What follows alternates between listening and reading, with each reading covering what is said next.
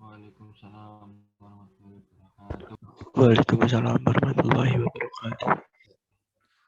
Kita awali aktivitas kita biasa dengan berdoa. Berdoa dipersilakan.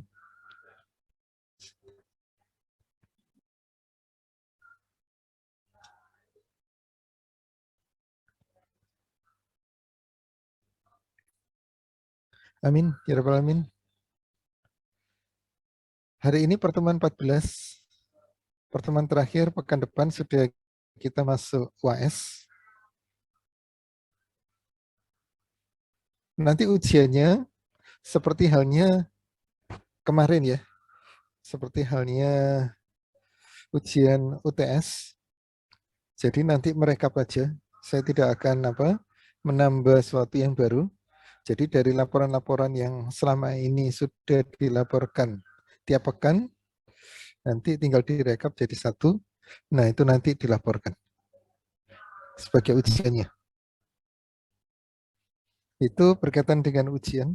Jadi disiapkan aja karena kemarin itu biasanya laporan itu per kelompok ya, tidak individu. Jadi masing-masing, kalau seperti halnya UTS masing-masing. Kemudian jangan lupa sertakan namanya. Saya tidak ingin menemukan seperti yang sebelum-sebelumnya atau di kelas mata kuliah yang lain, di mana namanya sama yang pengumpul beda. Jadi disertakan namanya. Supaya tahu bahwa masing-masing mengerjakan. Masing-masing sudah mengaplikasikan. Kalau yang kemarin kasusnya itu di mata kuliah PO ya, yang saya tahu PO.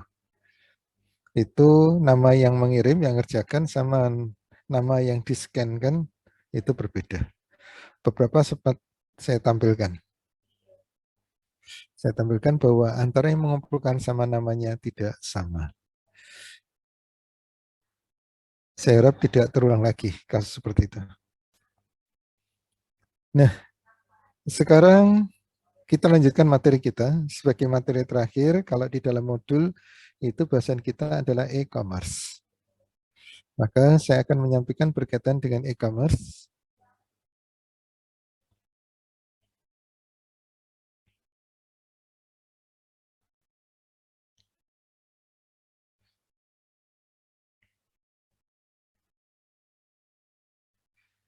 E-commerce di sini.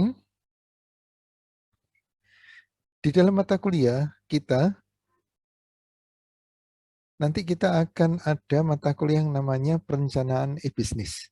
Enggak tahu ini sudah diambil atau belum untuk yang angkatan 2020. Nah, kalau dalam e-bisnis, apa bedanya dengan e-commerce? Bahwa e-commerce itu merupakan bagian di dalam e-bisnis. Jadi e-bisnis itu cakupannya lebih luas. E-bisnis itu kita lakukan, kita aplikasikan itu di dalam manufaktur. Jadi mulai ini, kalau di dalam manufaktur itu mulai dari supplier, kaitannya dengan supplier, kemudian kaitannya dengan logistik, kemudian terkait dengan lantai produksi, sampai jadi produk jadi, kemudian kita pasarkan. Itu e-bisnis. Kalau e-commerce itu berkaitan dengan transaksinya saja. Transaksi berkaitan kita dengan pihak luar. Jual belinya. Bisa berkaitan dengan ini perusahaan dengan konsumen atau berkaitan dengan perusahaan dengan supplier. Karena pada dekatnya supplier juga menghasilkan produk kemudian dipasarkan ke perusahaan kita untuk memasok. Nah, bahasan kita kali ini adalah e-commerce. Jadi lebih cenderung pada ini orientasi bisnisnya. Kalau e-bisnis itu pada keseluruhannya. E-commerce pada transaksinya. Transaksi ini jual beli. E-commerce. Mengenal e-commerce, di sini kita awali dengan pengenalannya dulu. Jadi perdagangan sebenarnya merupakan kegiatan yang dilakukan manusia sejak awal peradabannya. Jadi sudah biasa. Kalau zaman dulu ya kita barter. Kemudian sejalan dengan perkembangan manusia, cara dan cara yang digunakan untuk berdagang senantiasa berubah. Kalau zaman dulu barter, suka sama suka, kemudian ya misalnya kalau barter jenisnya berbeda, tapi kalau sama-sama mengikhlaskan, ya udah dilepas. Misalnya beras ditukar dengan sayur, sayurnya dalam jumlah berapa, berasnya dalam jumlah berapa, dan seterusnya. Atau lauk, atau ikan, atau daging, dan sebagainya. Dan barter. Kemudian menggunakan mata uang, dan seterusnya. Bentuk perdagangan terbaru yang kian memudahkan penggunanya ini ialah e-commerce atau electronic commerce. Nah, apa yang memudahkan dari e-commerce dibandingkan tradisional? Kalau tradisional di sini promosinya sulit. Sulit promosi, sulit akses pasar. Jadi untuk promosi itu ya hanya terbatas ya. Terbatas saja. Misalnya sama-sama home industry, sama-sama home industry gitu ya. Untuk promosi, maka kalau home industry ya hanya ketok tular, hanya pasang papan nama saja. Karena baru home industry. Kemudian akses pasarnya ya sekitar, hanya sekitar saja. Kemudian harus face to face. Harus ketemu tatap muka antara penjual dan pembeli. Kemudian bersifat paperwork. Jadi ada hitam di atas putih, ada notanya, ada kwitansinya, sebagainya. Ada bukti-bukti yang lain yang sifatnya hitam di atas putih. Kemudian biaya tinggi, karena tadi harus ketemu. Kalau ketemu meluangkan waktu, jadi waktu itu kalau dihitung biaya susah. Kalau orang itu semakin tinggi jabatannya, waktunya semakin berharga, semakin sibuk dia. Kemudian biaya tinggi dan birokrasi. Ada birokrasi yang harus kita penuhi. Kalau kita perdagangan secara langsung. Secara langsung, birokrasi-birokrasi yang harus kita penuhi harus ada. Misalnya kalau ini ya, transaksi jual beli berkaitan dengan itu adalah aset atau sumber daya di wilayah tersebut dan kita harus melalui birokrasi lewat bisa jadi ini tokoh masyarakatnya dan sebagainya. Nah, ada kaitannya seperti itu. Kemudian prosedur manual, aturan-aturan manualnya ada. Jadi tahapan-tahapannya ada. Misalnya kita mau mendatangi atau mau transaksi atau kita membeli suatu, ada aturan-aturannya yang harus kita penuhi dalam tahapan-tahapannya. Ada SOP-nya. Atau kita menjual juga harus ada SOP-nya. Bagaimana cara menjual. Seperti halnya kalau kita ini ya, mau masuk ke supermarket itu, mau menitip barang, ketika kita hendak ketemu, ya mungkin ke satpam dulu prosedurnya. Nanti satpam akan melaporkan, diizinkan tidak kita menemui pimpinannya. Kalau diizinkan kita ketemu. Kemudian kita tawarkan produk kita.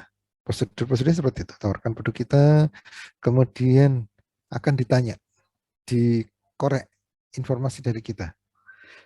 Antara lain apa? Misalnya dari segi jenisnya, produk yang akan kita pasarkan apa saja. Kemudian berkaitan dengan tanggal kadaluarsanya, berkaitan dengan jumlah pasokannya, berkaitan mungkin dengan ini cara bayarnya dan seterusnya. Nah, itu dikorek. Terutama yang jadi ini yang perlu kita garis bawahi, yang jadi hal utama itu ketika kita menawarkan suatu produk, jelas produknya sudah ada. Kemudian pertanyaan yang agak ini mendetail yaitu jumlah pasokan atau istilahnya modal kita. Seberapa mampu kita masuk. Ada yang misalnya hitungannya 1 bulan. 1 bulan itu maksudnya gini. Jadi dipasok terus misalnya kita masuknya 5 unit. 5 unit, 5 unit. Itu terkadang sistem keuangannya tidak langsung dibayarkan. Nanti terkumpulkan. Bisa pekanan, bisa bulanan. Katakanlah bulanan. Kalau kita dalam hitungan bulanan, berarti mau tidak mau mereka akan menghitung. Kalau misalnya sehari 5, sehari 5, sehari 5, maka 5 kalikan 30. Apakah kita mampu untuk memasok sejumlah itu? Memasok dulu, jadi tidak langsung dibayar. Karena sistem pembayarannya bulanan misalnya. Di akhir bulan baru dibayarkan, di akhir bulan dibayarkan. Dan kita harus masuk sesuai dengan kebutuhan.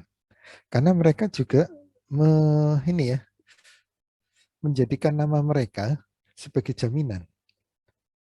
Kalau misalnya pasokannya tidak ajak, mereka yang kena aibnya juga. Mereka yang kena imbasnya. Misalnya kita masuk produk tertentu gitu ya. Produk misalnya ini minuman wedang uwuh misalnya, wedang uwuh. Wedang uwuh kita pasok. Hasil home industry. Kita pasok ke supermarket.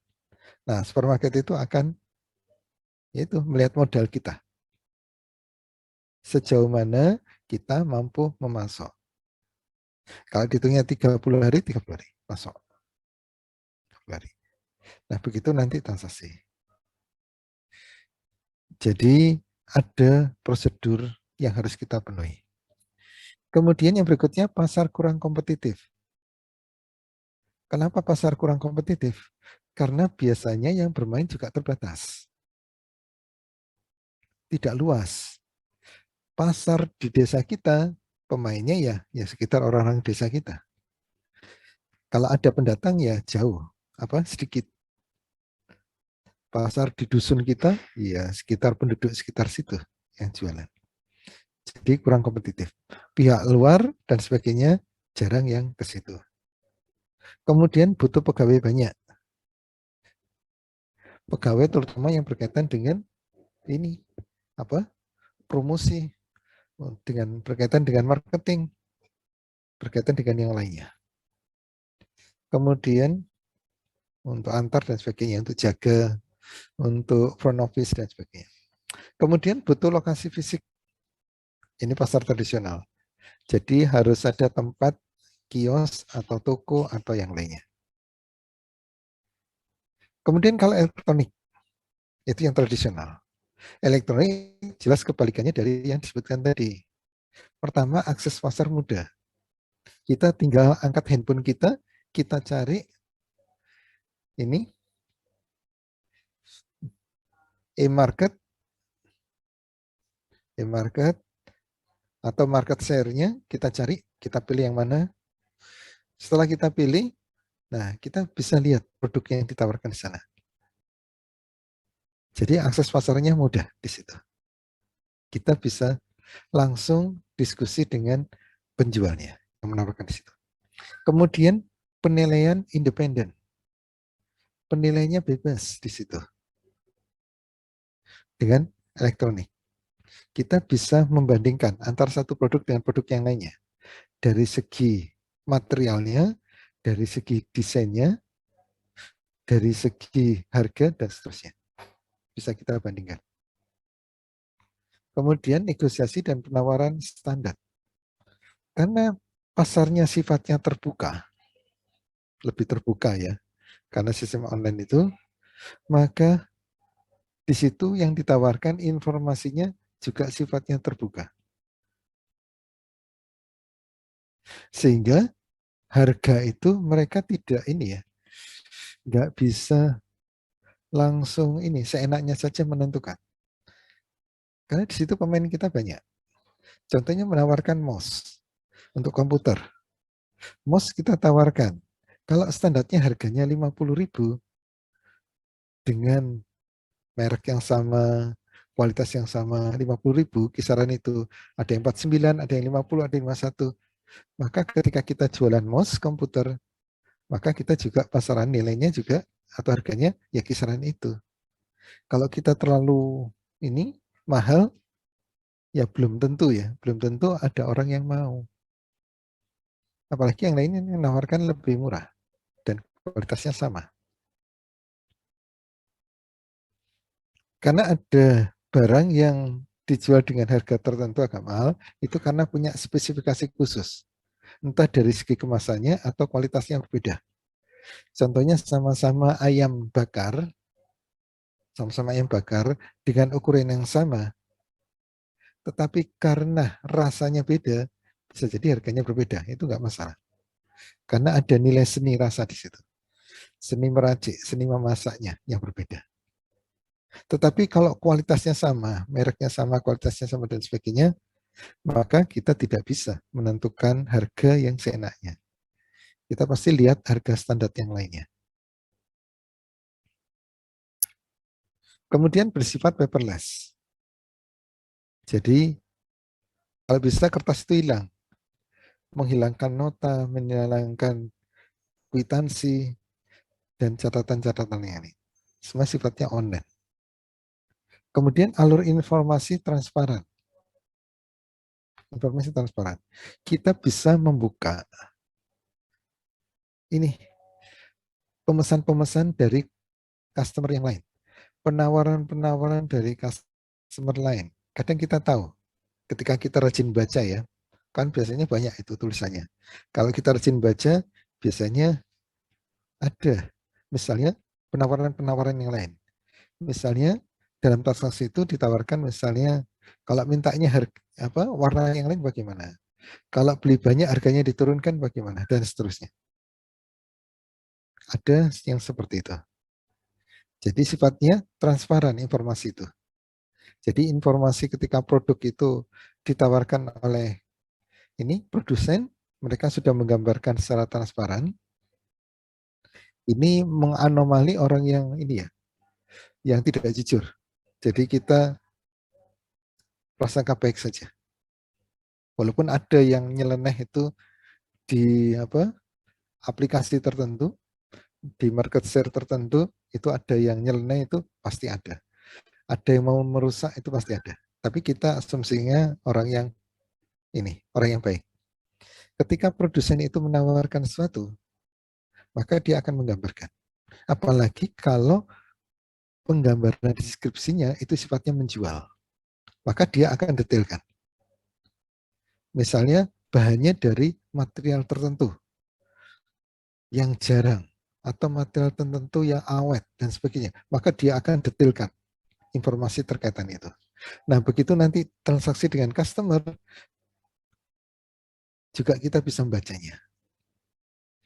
Kemudian deal, beli, kemudian sampai ini ya, difoto ketika dia menerima dari pemesanan itu, difoto, dibukakan, produknya juga diperlihatkan, kadang kita juga bisa melihatnya. Kalau di serial terbuka, kita bisa baca informasi.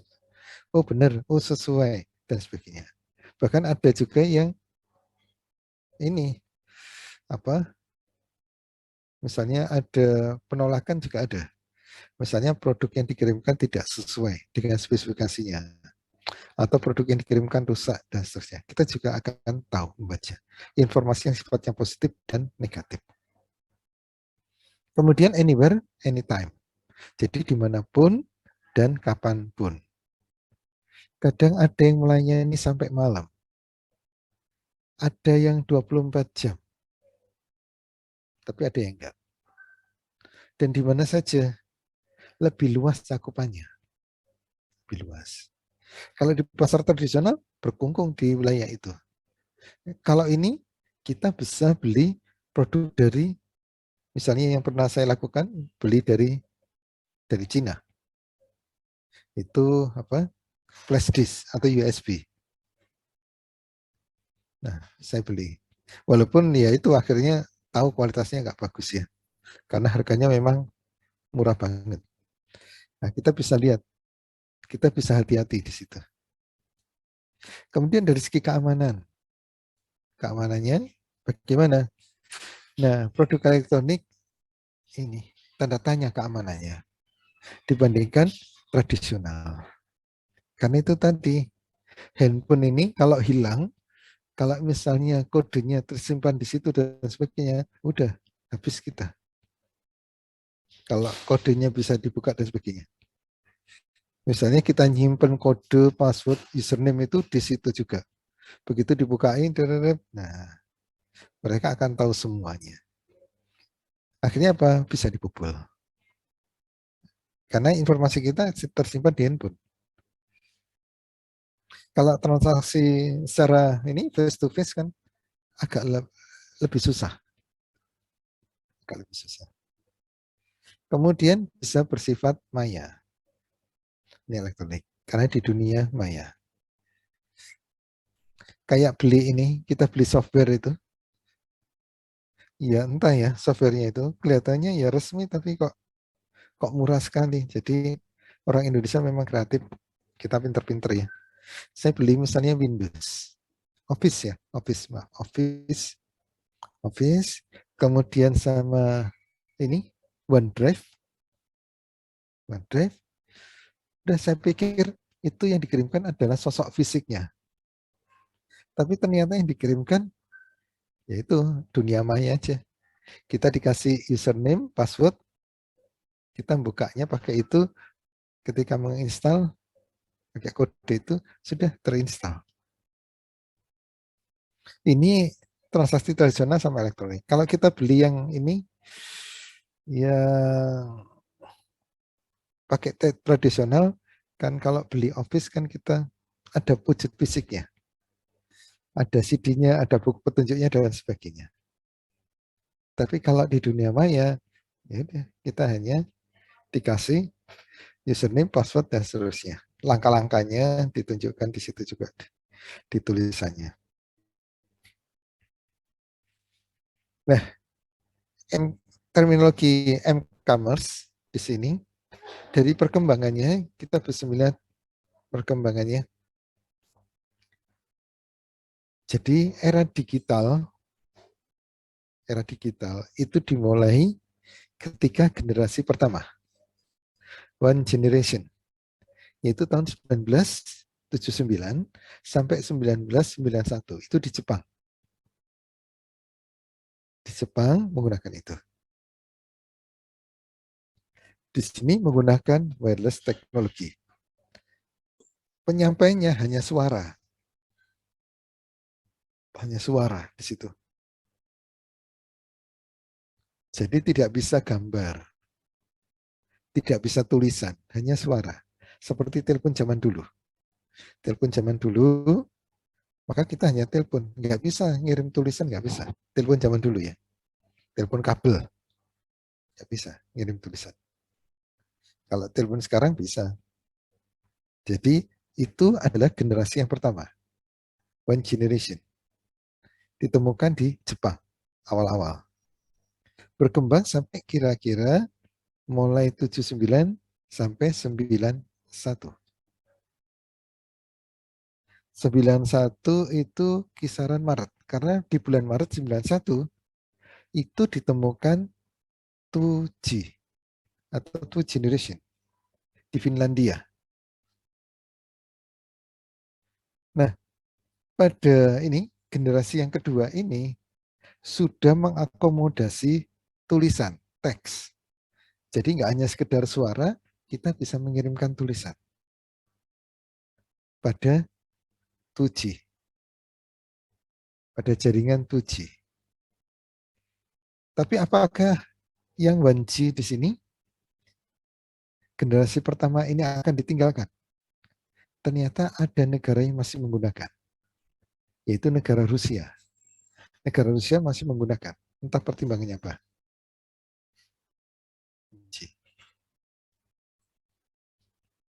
Padahal pada ini generasi yang pertama itu bisa diakses oleh orang lain.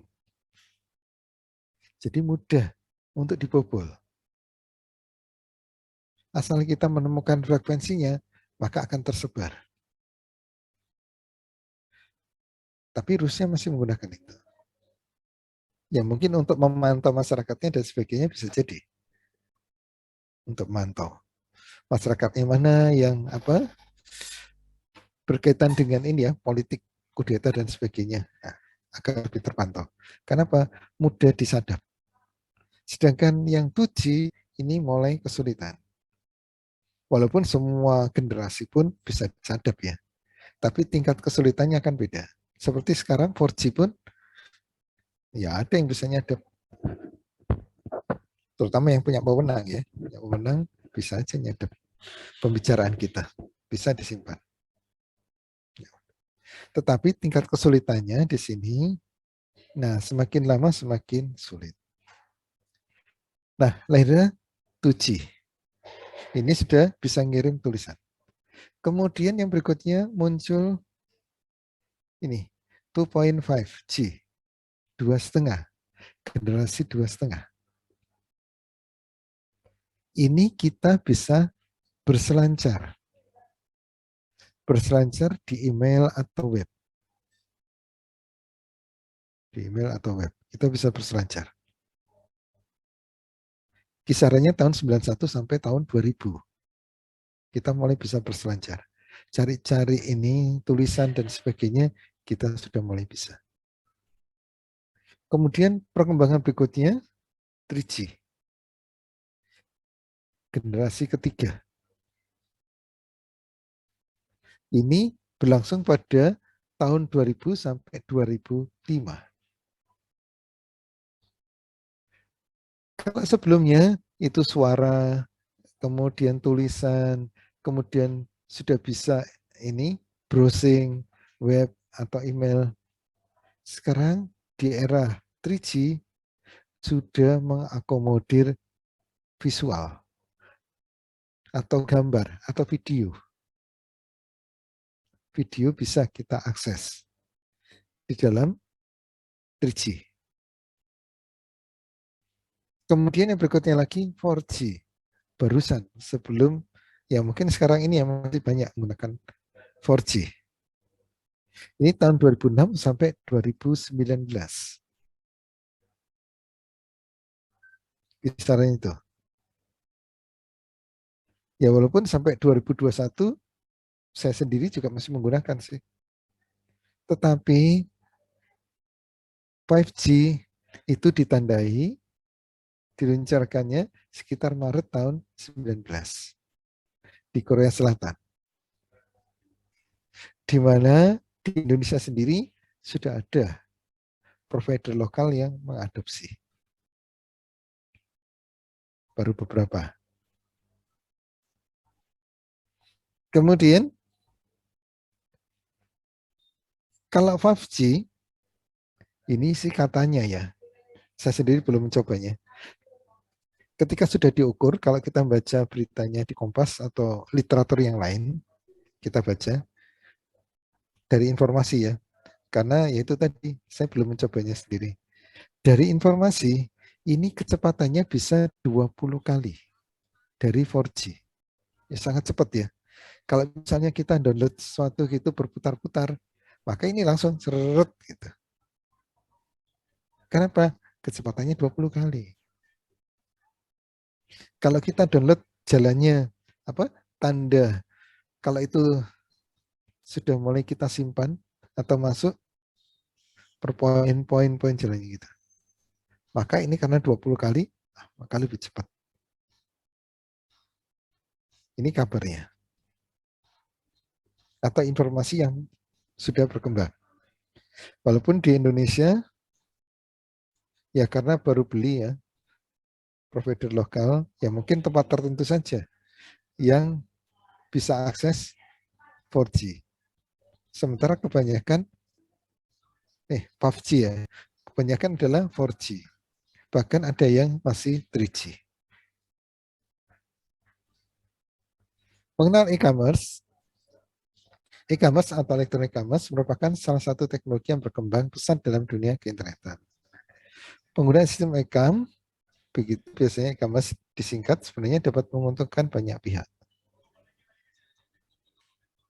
Nanti kita akan lihat manfaatnya apa saja. Maka apa sebenarnya e-commerce itu? Definisinya di sini, walaupun nanti ada yang tidak bisa mendefinisikan ada. Jadi di sini saya menyampaikan berkaitan dengan definisinya.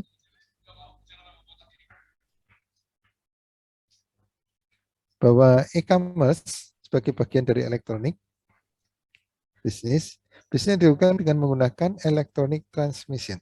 Di sini disebutkan bahwa e-commerce merupakan bagian dari e-bisnis. Jadi e-bisnis itu lebih luas. Berkaitan dengan logistik, berkaitan dengan pemesanan, berkaitan dengan lantai produksi, dan sebagainya.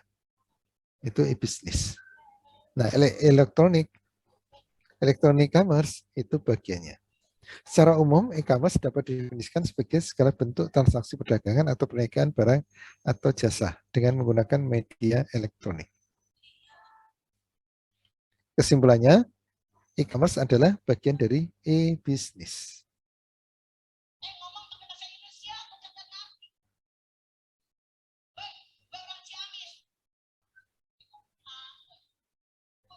Ini suaranya masuk ini. Mas Prastika ya. Baik, saya lanjutkan lagi.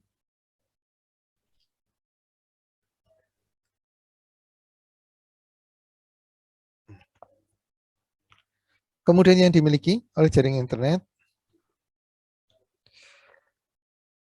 ini internet sebagai jaringan publik yang sangat besar, layaknya dimiliki suatu jaringan publik elektronik yang murah, cepat, dan kemudian akses. Tapi kalau di Indonesia, kalau dibandingkan masih mahal ya. Jadi ada orang yang mencoba membandingkan harga paket data yang ada di Indonesia dengan negara-negara lainnya. Nah, Indonesia termasuk mahal. Kemudian menggunakan elektronik data sebagai media penyimpanan pesan atau data sehingga dapat dilakukan pengiriman informasi secara mudah dan ringkas. Jadi karena kita bisa menggunakan cloud atau kita simpan di dunia maya, seperti saya tadi misalnya beli OneDrive itu berapa tera ya? Lupa saya. Lebih dari 2 tera. Ya tergantung nanti laptop kita bisa enggak. Itu yang OneDrive itu lebih dari 2 tera. 5 atau 15 ya, lupa saya. Nah, kalau kita menyimpan data kita itu di situ, maka kita ketika bepergian, nggak perlu bawa data itu. Mungkin bila perlu, ini tidak usah membawa laptop kita. Asal kita hafal password,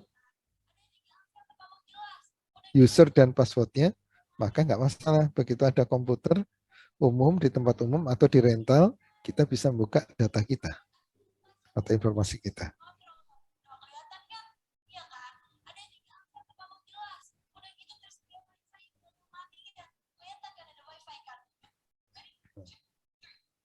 Kemudian pengertian e-commerce. Ini menurut Julian Ding, kalau tadi didefinisikan, kalau ini dia menafikan. Menafikannya karena apa? Banyak orang itu memberi arti yang berbeda. Maka akhirnya apa? Tidak ada definisi e-commerce itu. Karena tiap definisi orang yang ya pakar ya di bidangnya itu, pakar bidangnya itu ngasih definisi yang berbeda. Ngasih lagi definisi yang berbeda, definisi berbeda. Akhirnya apa? Julian Ding dalam bukunya ini mengungkapkan bahwa tidak ada definisi yang baku. Karena apa? Tiap orang berbeda mendefinisikannya, e-commerce itu.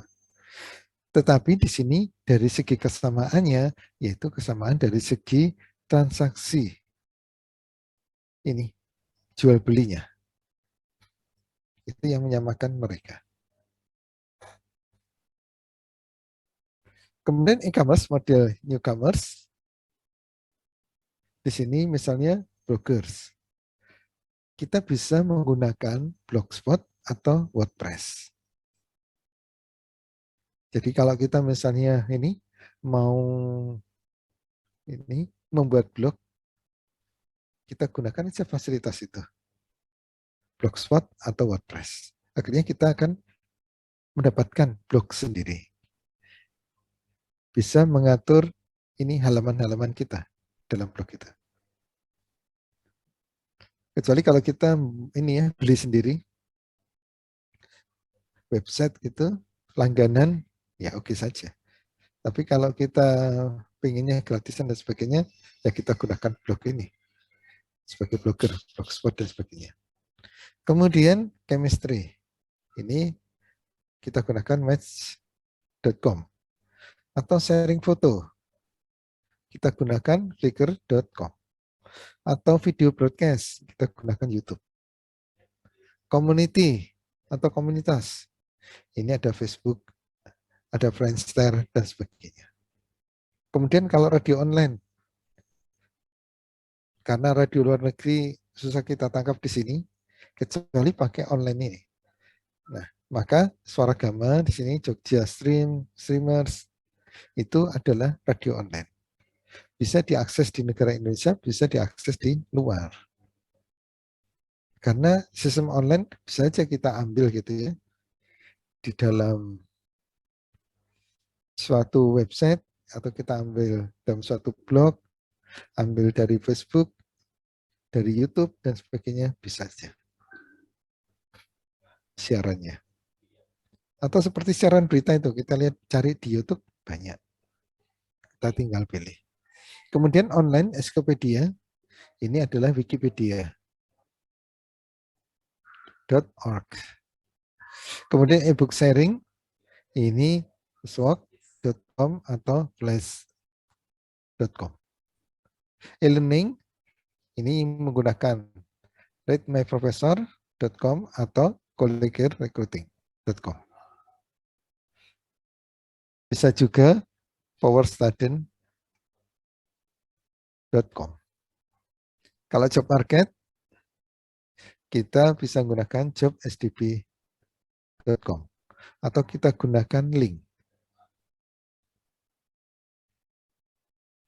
Kemudian travel service, expedia.com, iklan, Google AdSense, AdWords, real estate, rumahjogja.com.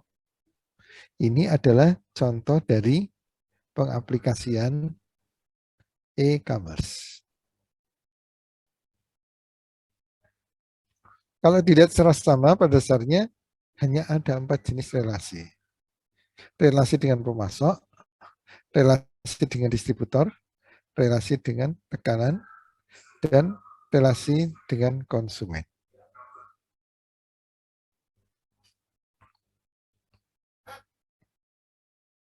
Nah, ini gambaran dari core process, interaksi antara distributor, supplier, partners, customers. Nah, di situ ada irisan-irisannya. Keterkaitannya satu dengan yang lainnya.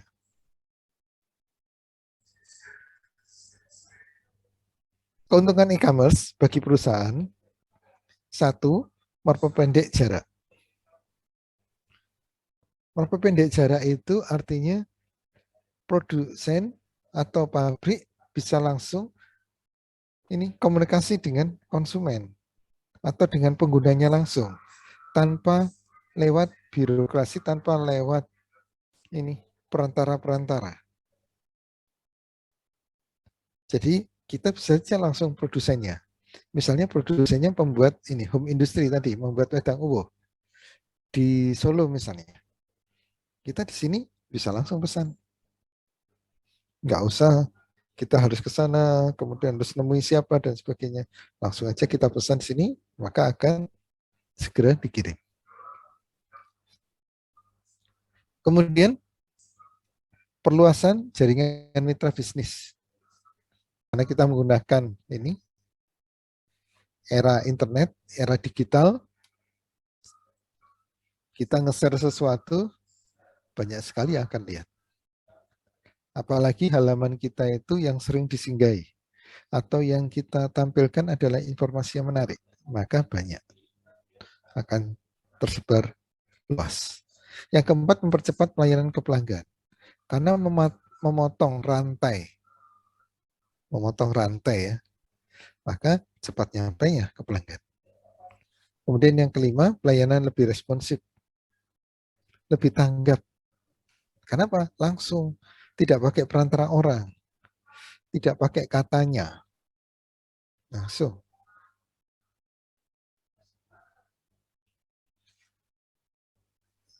Kemudian mengurangi biaya-biaya yang berhubungan dengan kertas, seperti biaya pos, surat, pencetakan, report, dan sebagainya, sehingga dapat meningkatkan pendapatan.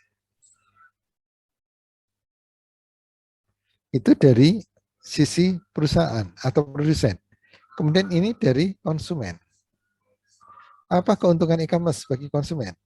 Ini efektif, aman secara fisik, dan fleksibel. Ya cukup efektif. Ngirimkannya cepat dan sebagainya. Kemudian aman secara fisik dan fleksibel.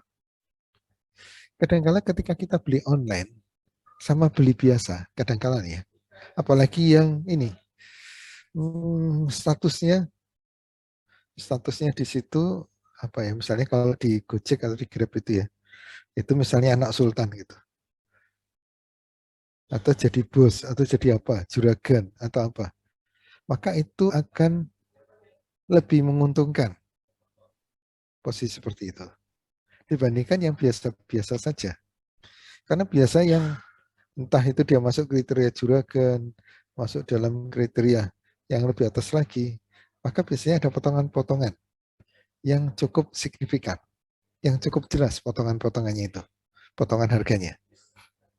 Bahkan ada kalanya kita beli langsung sama beli online, itu lebih murah beli online. Padahal harus bayar biaya transport dari yang pengirimnya. Tapi ternyata ada potongan. Sehingga apa? Jatuhnya lebih murah ketimbang beli langsung. Ada kalanya itu. Coba cek bagi yang sudah terbiasa beli online ya. Nanti kan potongannya banyak. Kita bandingkan nanti misalnya sama-sama handphone kita lihat misalnya. Pesennya di toko yang sama, makanan yang sama. Maka nanti harga yang atau total nanti pembayaran yang harus kita bayarkan bisa jadi berbeda. Kenapa? Itu tadi, ada yang karena sering membeli, maka statusnya berubah. Ada yang jarang beli, maka statusnya biasa saja.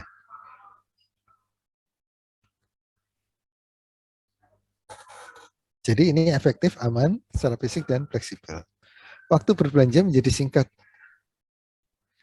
Kita belanja macam-macam, bisa. Bahkan sayuran segar pun bisa. Beli sayuran segar, beli tempe dan sebagainya, itu bisa. Yang sifatnya segar-segar bisa. Kemudian yang diolah jelas bisa, makanan yang sudah dimasak dan sebagainya bisa. Bagi produk-produk yang ini ya, produk furniture dan sebagainya bisa juga. Dan waktu kita jadi lebih singkat. Kenapa? Misalnya kita mau beli ini tempat tidur. Kita masukkan aja kata kuncinya tempat tidur. Maka macam-macam model tempat tidur. Kemudian materialnya juga bisa kita pilih. Dari besi, dari kayu, dan sebagainya. Kemudian harganya juga bisa kita filter. Kita urutkan dari yang murah ke yang mahal. Atau kebalikannya.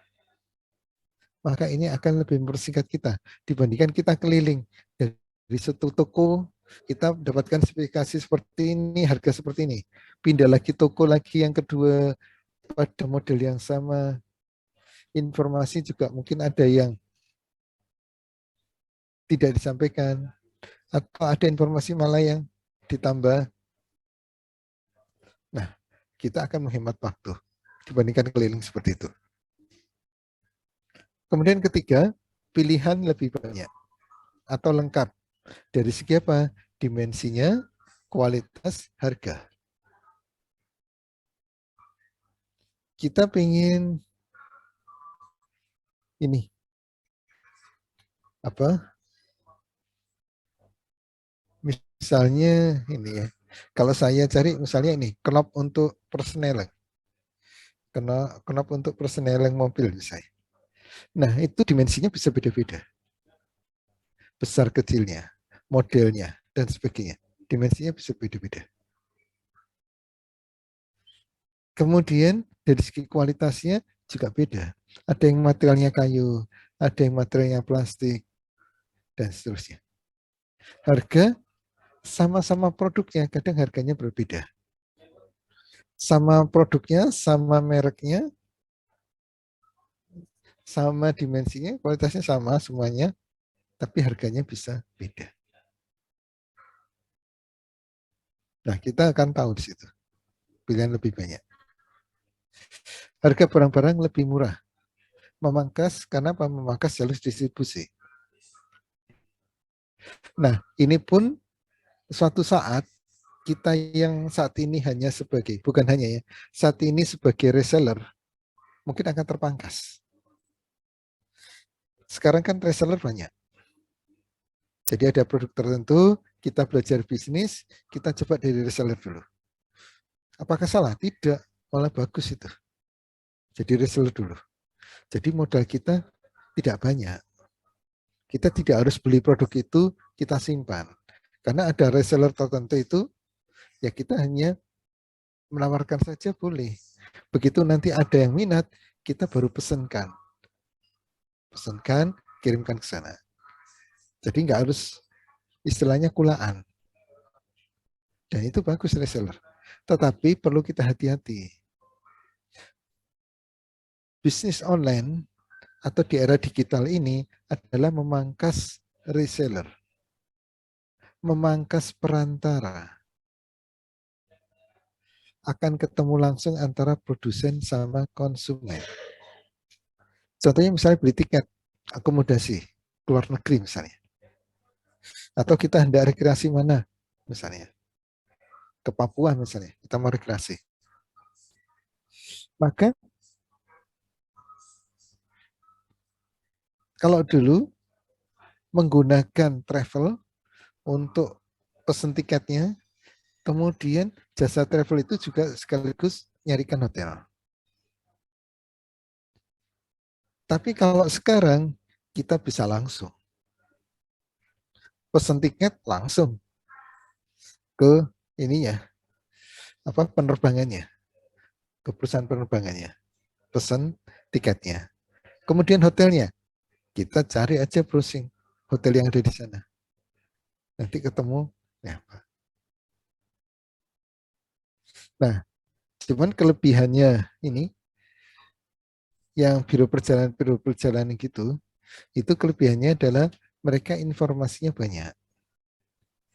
Mereka bisa lebih memilah-milah mana hotel yang recommended, mana yang tidak. Walaupun di handphone juga ada sih hotel yang recommended atau tidak. Tetapi akan lebih ini ya, lebih paham biro perjalanan itu berkaitan antar satu hotel dengan hotel yang lainnya. Mereka akan lebih paham, lebih tahu medan istilahnya, lebih tahu suasana. Mereka itu beberapa ini masih bisa bertahan. Tetapi secara umum era digital ini memangkas jalur distribusi.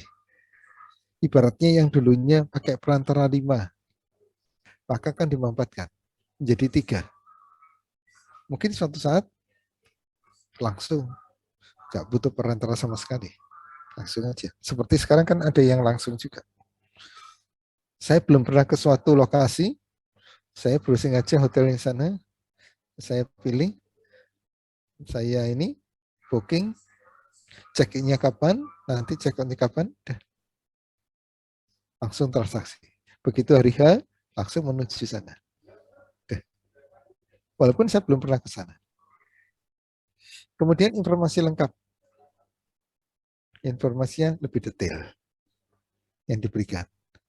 Karena apa? Karena yaitu terkadang ada diskusi-diskusi, ada komplain-komplain, ada pujian-pujian, dan sebagainya. Macam-macam. Misalnya kita buka tadi, pesan hotel gitu ya, kita buka, hotel A.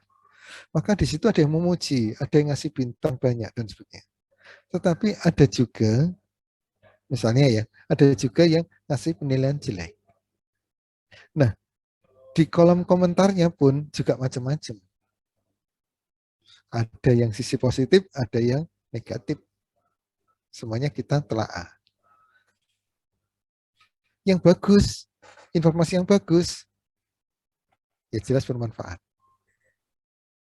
Tapi bukan berarti informasi yang jelek itu tidak bermanfaat, enggak. Informasi yang jelek itu perlu juga kita pelajari. Perlu juga kita tahu. Untuk apa? Untuk antisipasi. Terkadang salah satu ini pengaman kita ketika hendak bisnis online adalah melihat komentarnya, melihat dialognya. Terkadang itu yang kita butuhkan. Agar apa? Agar kita tidak merasa tertipu.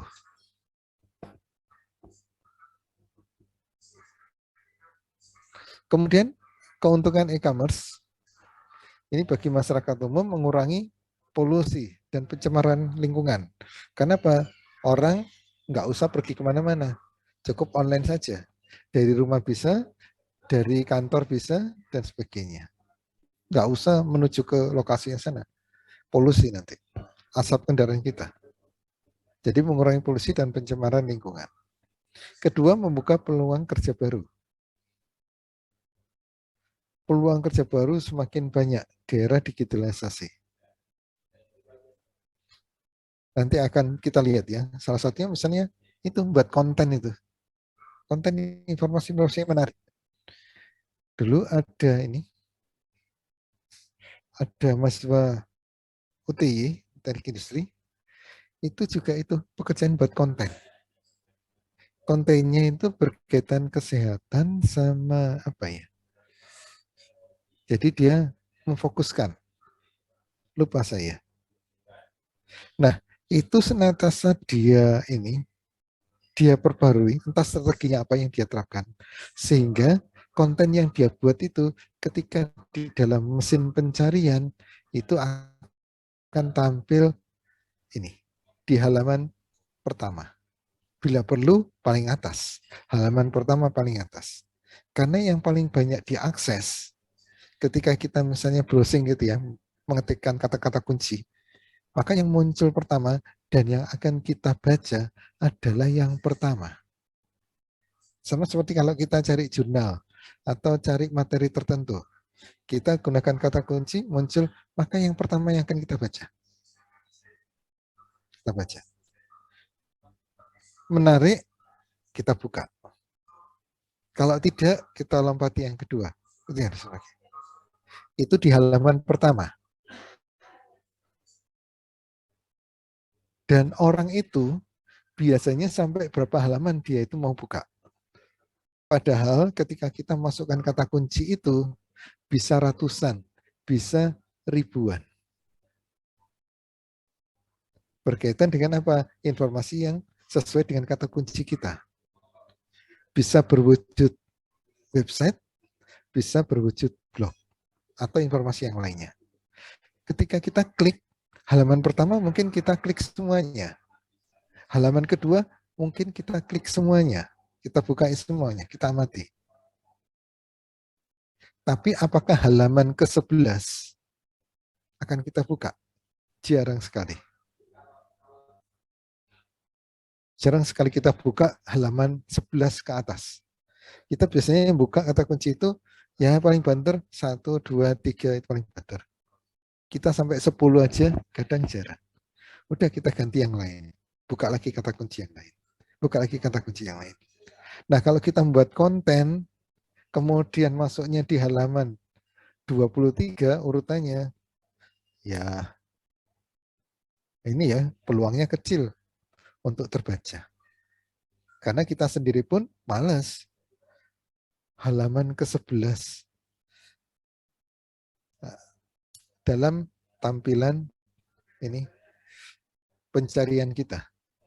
Jadi halaman pencarian kita ada sekian website atau sekian blog atau sekian yang lainnya. Per satu halaman satu. Halaman kedua juga gitu, halaman 3 itu. Nah, kalau kita posisinya di halaman 21, ya peluang kecil dibuka. Nah, itu ada dulu Mas Wauti yang ini konten, membuat konten. Dan kontennya adalah dia mempertahankan teratas. Di depan teratas. Akhirnya apa? Ketika kontennya itu berada di depan dan di atas, maka akan sering dibuka. Ketika sering dibuka, maka akan ada catatan di situ. Terbaca sekian. Atau mungkin ada yang download. Atau mungkin ada yang komen dan sebagainya di dalam kontennya itu. Nah, bagi konten-konten yang menarik itu, yang banyak disinggahi oleh ini pembaca, maka biasanya menarik juga bagi perusahaan. Untuk apa? Pasang iklan. Akhirnya dia dapat uang di situ. Pada saat Jogja UMR-nya itu masih 1, berapa ya? Kurang dari 1,5. Itu dia bisa mendapatkan kisaran 25 sampai 30 per bulannya dari konten itu. Nah, ini salah satu peluang kerja baru. Itu dulu ya, kakak ini apa? Mas Wauti. Nah, banyak yang di konten. Ada juga sekarang yang banyak yang di YouTube misalnya. Buat film. Untuk ini subscribe dan sebagainya. Nah, itu akan mendapatkan mendapatkan hasil atau pendapatan di situ. Kelihatannya nganggur, kelihatannya di rumah, kelihatannya nggak melakukan aktivitas apa-apa. Tapi itulah kerjanya.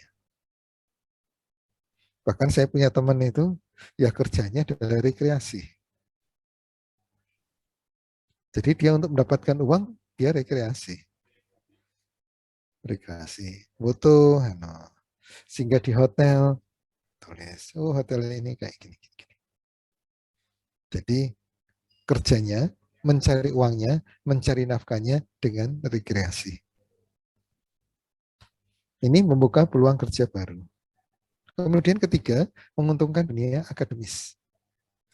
Keuntungan e-commerce bagi masyarakat umum. Kita dimudahkan. Kalau dulu saya cari jurnal, itu harus datang ke perpustakaan. Kalau saya membuat PowerPoint, itu harus ngetik sendiri. Tapi kalau sekarang cari jurnal, nggak usah datangi perpustakaan itu. Saya browsing aja. Masuk perpustakaan mana, ketika saya sudah menjadi anggotanya, masukkan username, masukkan password, dan saya masuk, saya bukai, bisa saya akses. Dan sana. Kemudian PowerPoint. PowerPoint, materi perkuliahan, ya cukup saya cari aja. Nggak usah saya ketik lagi. Kadang ngetik lagi kalau saya butuh perbaikan. Butuh pembenahan-pembenahan. Karena tidak semua apa yang ini ada di PowerPoint itu sama seperti yang hendak kita sampaikan. Terkadang tidak sama plak. Banyak sekali yang tidak sama persis. Maka kita perlu benahi. Ada yang mungkin tambahi, dikurangi, dan sebagainya. Dan biasa. Kemudian keempat, meningkatkan kualitas SDM. Kita jadi tahu macam-macam. Tahu macam-macam. Contohnya aja, ini. Nggak usah yang sifatnya jelimet-jelimet ya. Misalnya cara di komputer misalnya. Excel, memanfaatkan Excel. Atau membuat ini, mengurutkan. Atau yang lainnya. Nggak usah yang itu. Tapi yang mudah-mudah aja, misalnya ini. Ketika kita misalnya ada keran yang lepas, yang patah, keran yang patah. Bagaimana melepaskannya? Nah, tinggal kita ketik dan sebagainya akan muncul di situ. Nah, kualitas kita akan meningkat, SDM kita. Apalagi kalau kita memang browsing-browsing sesuatu yang kita butuhkan. Yang kita butuhkan. Ini. Misalnya sama seperti ini ya, penggunaan UDU yang sekarang kita lakukan dalam mata kuliah Sistem Informasi Logistik dan Operasi ini, UDU. Maka selain yang disampaikan oleh Mas Plastika, kadang kita bisa lihat di YouTube. Kita browsing aja. Nah, itu meningkatkan kualitas kita. Pembelajaran-pembelajaran ini yang banyak. Software-software yang lain juga banyak. Nah, tinggal kita pandai-pandai mencari informasi agar meningkatkan kualitas kita. Kerugiannya juga ada selain keuntungan. Ini yang pertama adalah meningkatkan individualisme. Karena terkadang diskusi akan semakin berkurang. Karena apa? Ya cukup nonton aja. Nonton filmnya, petunjuknya, dan sebagainya. Udah. Kalau dulu, nah kita diskusi. Kemudian kita ketemu orang. Kalau dulu langsung face to face. Kalau sekarang ya cukup. Kita telepon bisa, kita video call bisa. Udah cukup seperti itu. Jadi individualismenya tinggi. Apalagi transaksi katanya dengan jual beli e-commerce. Kemudian terkadang menimbulkan kekecewaan. Apa yang dilihat di layar monitor komputer kadang berbeda dengan apa yang dilihat secara kasat mata. Ada kalanya seperti itu. Dulu ada yang menjual ini, mesin cuci. Mesin cuci ya. Difotokan itu kelihatannya persis sekali mesin cuci itu. Persis. Dijualnya murah.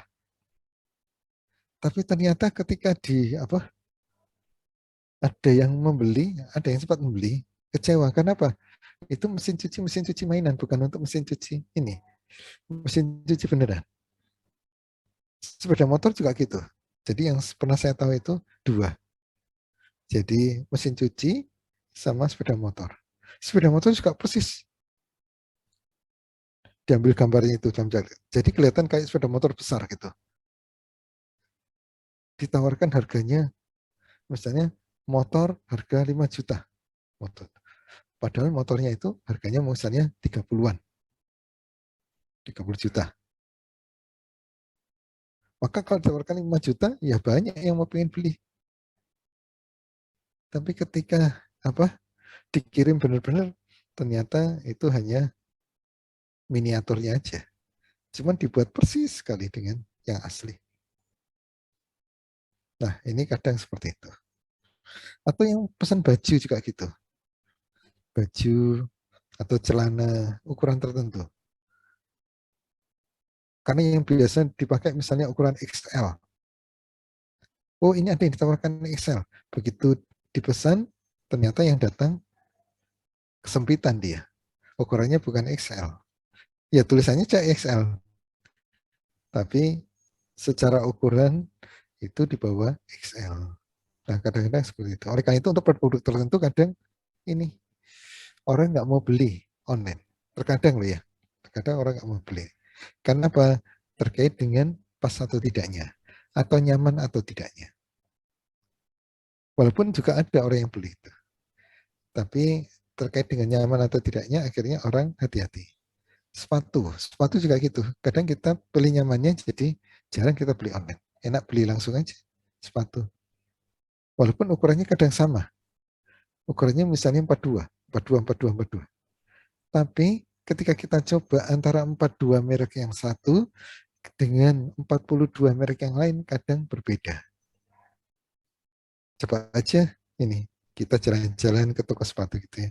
Antara nomor 42 merek ini, kemudian ada merek yang lain 42, atau ukuran sepatu kita 40, kita coba 40, nanti sesaat atau tidaknya akan agak berbeda. Itu baru yang sifatnya offline, apalagi yang online. Oleh karena itu, biasanya kita tahunya ya dari baca komentar-komentar itu. Ketika ada yang merasa dirugikan, atau ada yang komplain dari pembacaan itu, oh, jadi kita akan hati-hati. Hambatan atau tantangan di sini, infrastruktur telekomunikasi masih terbatas mahal.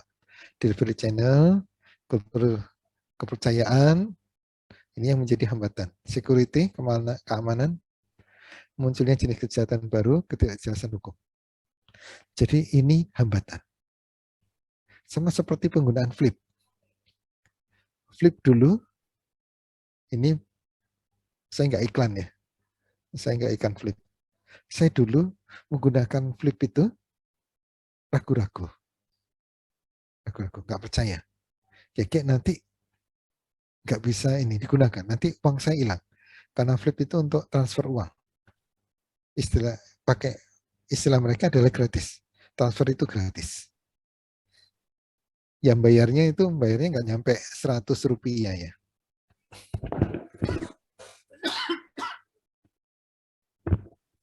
Kalau transaksi biasa kan transfer itu 6.500 besar itu. Walaupun ada berita mau diturunkan 2,5, tapi saya nggak tahu. Transfer terakhir masih 6.500. Tetapi kalau menggunakan flip itu nggak nyampe 100. Nggak nyampe 100 biaya kita. 100 perak nggak nyampe. Kan selisihnya jauh sekali. Oleh karena itu mereka iklannya gratis. Transfer uang gratis. Saya pertama ragu-ragu. Kemudian begitu tahu caranya, ya saya gunakan. Karena ya eman-eman. 6,5, 6,5.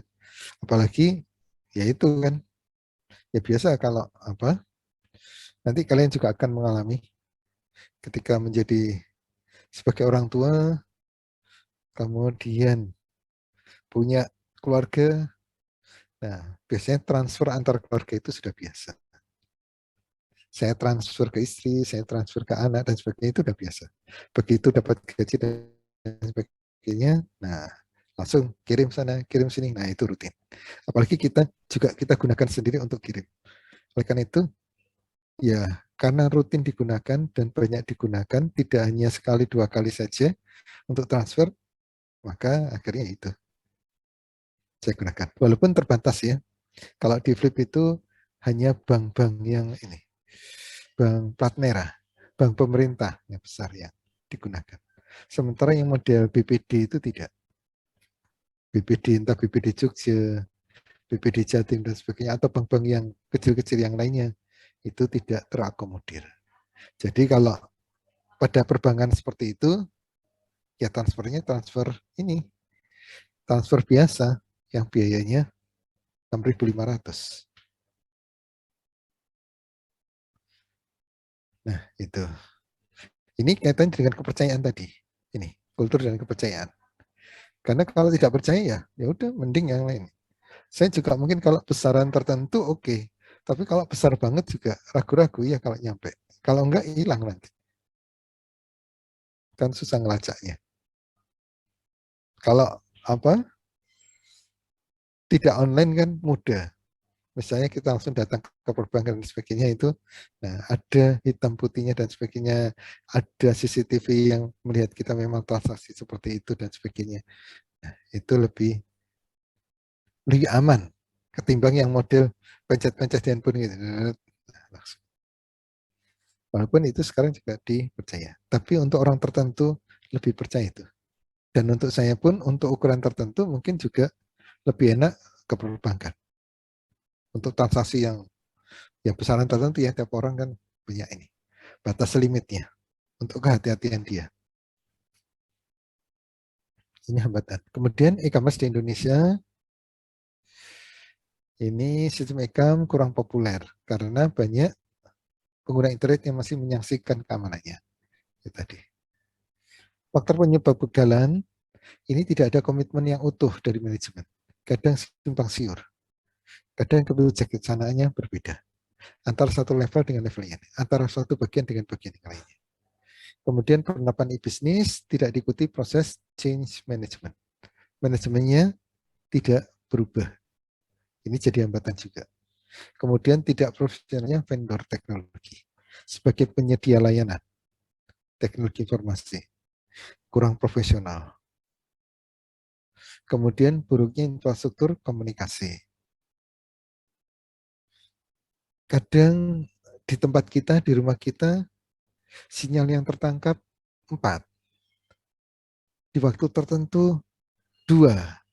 Di waktu tertentu 3. Di waktu tertentu kadang-kadang hilang. Ini buruknya infrastruktur komunikasi. Tidak stabil. Terutama yang di daerah-daerah ini ya, terpencil atau di daerah pegunungan gitu. Kalau di kota relatif agak stabil. Tidak selarasnya strategi teknologi informasi dengan strategi perusahaan. Bisa jadi. Adanya kesalahan keamanan dalam transaksi, kurangnya dukungan finansial, karena mau tidak mau memang modalnya yang ditanamkan awal adalah cukup besar. Walau nantinya akan lebih murah. Tapi untuk nanam awal itu cukup besar. Sama seperti kita ini, beli laptop yang bagus ya. Beli laptop yang bagus itu maka mahal. Tetapi akan terbayarkan kalau kita itu misalnya ini, dengan laptop itu akhirnya kita bisa manfaatkan.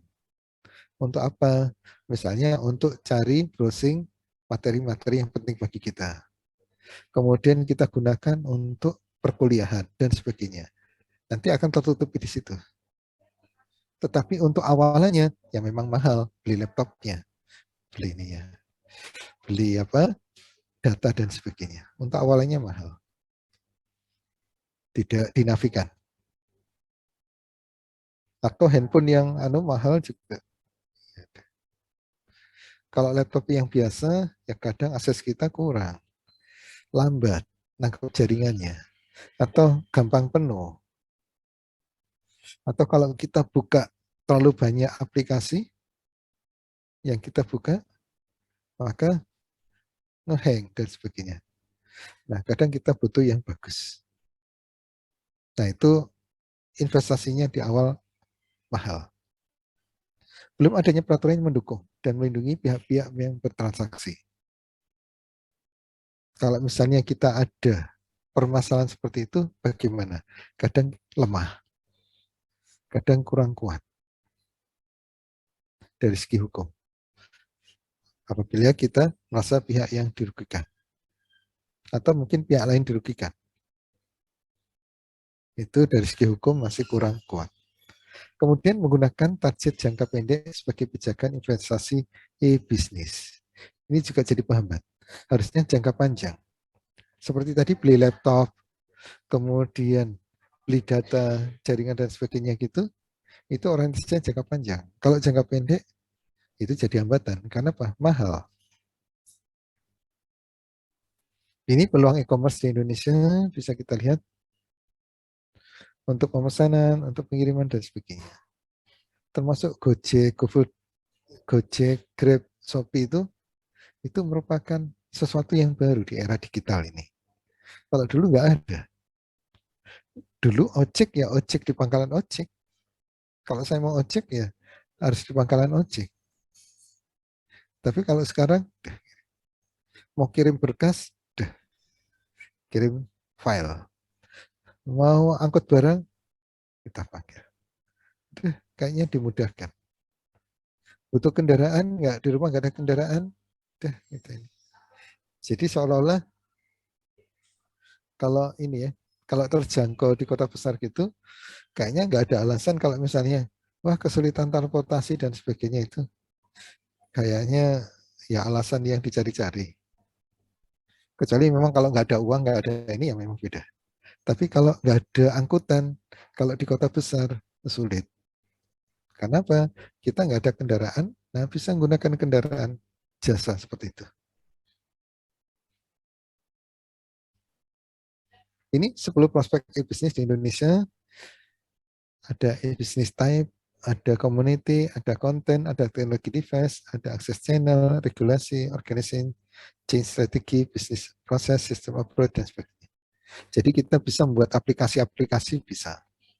Kita membuat game, bisa. Atau kita membuat ini, community. Tapi yang dari Indonesia itu, yang menyaingi ini, WA, itu masih belum ya. Kan beberapa saat yang lalu itu WA itu, ini, mau dihubungkan dengan Facebook kalau nggak salah. Aksesnya itu mau dihubungkan dengan Facebook.